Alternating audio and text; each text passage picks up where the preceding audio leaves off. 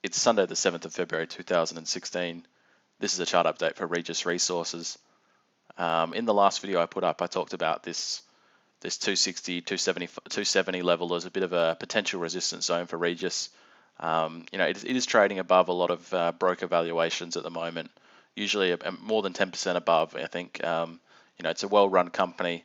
It had a bit of a short move up toward getting close to that 260, 270 level. And then a little worrying development that has happened in the past is some director selling.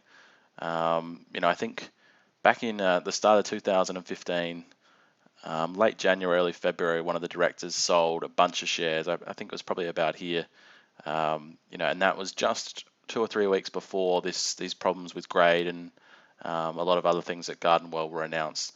So he got out then. I don't think that's going to happen this time because I think a lot of those issues have been resolved. But when that happened last time, I sold all my shares, and this time I've sold. I don't think it's there, so I sold half.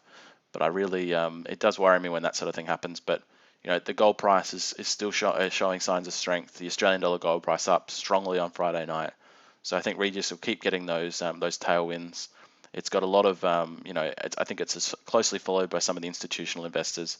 It's in the GDX and the GDXJ, which, the fund inflows coming into those ETFs as well supports something like Regis. So it'll continue to move higher, I think. But it is trading from a valuation perspective. It is probably overpriced compared to some of the other peers in the market. I'd like to see a little bit of. I've been talking about for a while their mining plan with some of these new exploration efforts they've been having and successes. I think I'd like to see those, that the mine plan built for those resources come in, see if they can, produce a few, maybe another 30,000 ounces next year or something like that, and that might give the stock an extra boost. But it's also a speculation at this stage. But yeah, I still like the stock on a longer term basis, but just in a short term thing, when I see that director selling, at best, I think it's a sign that the stock can't go significantly higher. There's not going to be any company making news in the next 3 to 6 months, is what those directors are thinking. Because if they knew there was something on the horizon that was likely to give the stock a boost from an individual company perspective outside of the gold price, I think they'd be holding on to their shares.